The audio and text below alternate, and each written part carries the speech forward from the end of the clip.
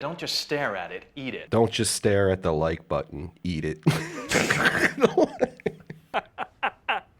I just had to kill a lot of people. Coming out on July 1st in our favorite physical media market, Germany. Killing the game. Love Germany. And the first one's American Psycho.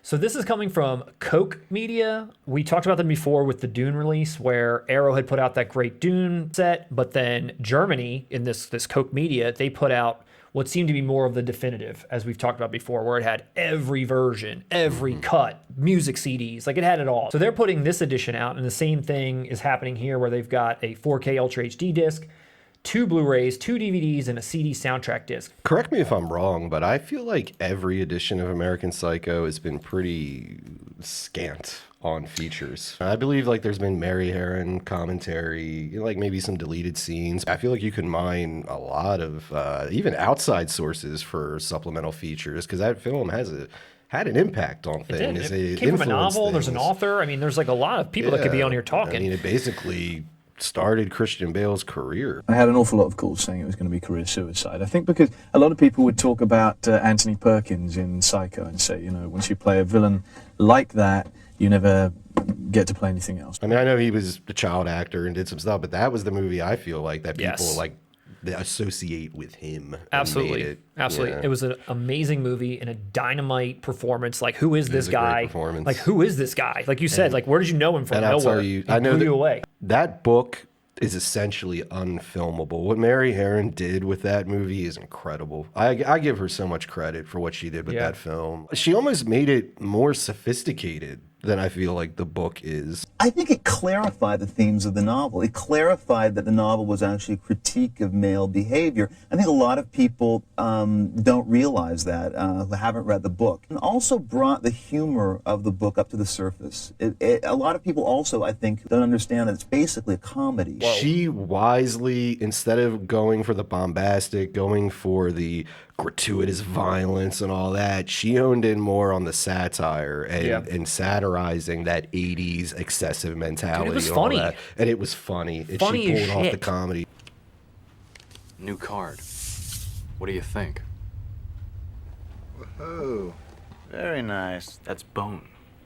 And the lettering is something called Cillian Braille. It's very cool, Bateman, but that's nothing. Look at this. That is really nice.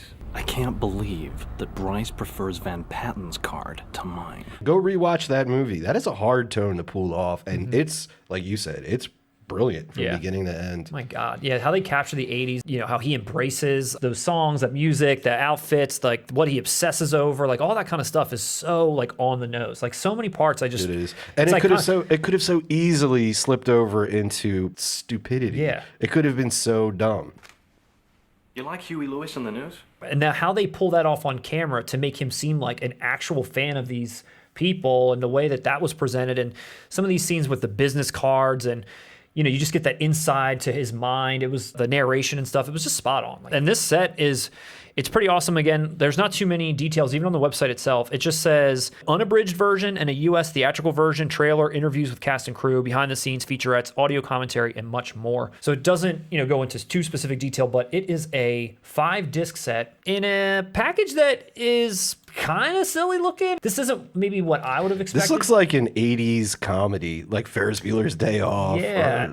It looks like Soul Man. It is. You're right. The way that this poster is presented, obviously his head's been photoshopped on someone's body who's just kind of leaning against there all casually, like just about to go chainsaw someone to death. It kind of works, though. It's not great, but it doesn't bug me. I don't like all the white. The original cover where it's just kind of his face is really good. I thought that was really great, but all this white, like you said, it's kind of like a silly tone, which you can pull that off with this. Yeah. So it comes out July 1st. It's Germany. They're awesome. You can play your Ultra HD discs anywhere. If you have a region-free player, then you can play probably all the other discs that come with it. I don't know if there's any, you know, locks on CDs, but I don't know what they've gotten the rights to on the CD. Maybe it's the soundtrack. Maybe you're gonna get, you know, friggin' Susudio. This is Susudio. Great song. Oh, the Huey Lewis one is when This is the sports. Sports was the record, and how like Huey rejected the artistry and just went for the mainstream kind of shit like that. When Sports came out in '83, I think they really came into their own. Like he's actually celebrating how Yeah. it's just as fake as he is. I know. Like it's awesome. I know, it really is. And just how it's recited, it's like, obviously this is something that he read and is reciting. It's not probably something that he's like, like so deep on. That's everything surface level. He's empty. And that's what's the awesome. thing. He's trying to present what a real person might sound like, and now they might describe music they Yeah. just heard, but it's done in such a comical way that people are probably like, what are you talking about? Like, how? It's awesome. You actually listen to Whitney Houston? You own a Whitney Houston CD? Also, same day in Germany is The Neverending Story, which is a pretty crazy release. I saw kind of pop up, and they're not even billing it as The Neverending Story. They're on the cover. It's got the German title. You can't even search Neverending Story to find this. The Neverending Story has gotten so much love in Germany, which is obvious because that's its roots. The US has gotten one or two sort of releases on Blu-ray, and they haven't really been anything that have been that great. I mean, I have the Blu-ray and DVD. This is a film of my childhood, and I've always loved this movie. But I don't think it ever really got the love, especially when I became a collector of DVDs. I would always imagine like so many different collector sets they could do with the RN and the book and all this stuff. But they never did. Like they never did. And I was always someone looking for that. We don't even care. But Germany has done a lot. They've put out a few really awesome media books. Just recently, they've put out a lot of media books with inserts and fold outs and all kinds of stuff that they've really cared for these films for a long time. And now they're putting one out in 4K. So while I may not have been able to get the other ones unless I had a region-free player, this anyone can have and anyone can get. And right now it's, 25 euros on German Amazon. If you're a Neverending Story fan and you're excited to watch that in 4K for the first time, who knows when we're going to get it, if ever, now's your chance. Ross, your thoughts on Neverending Story? I honestly don't have many thoughts on it. Okay. I didn't latch onto this as a child. I sometimes wonder if I've ever seen it in its entirety. Really? Don't you know anything about Fantasia?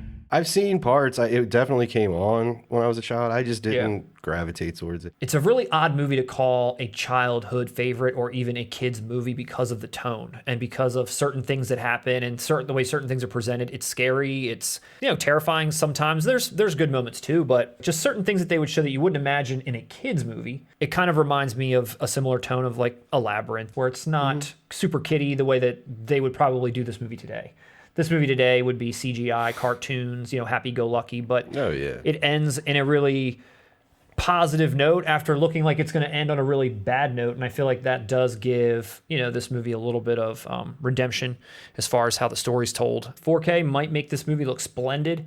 I don't know about any Neverending Story Part 2 news. Sorry for all you Jonathan Brandis fans. Not sure if you're ever going to get that set you've always wanted. Go ahead and check out our Ladybug segment. Rest in peace.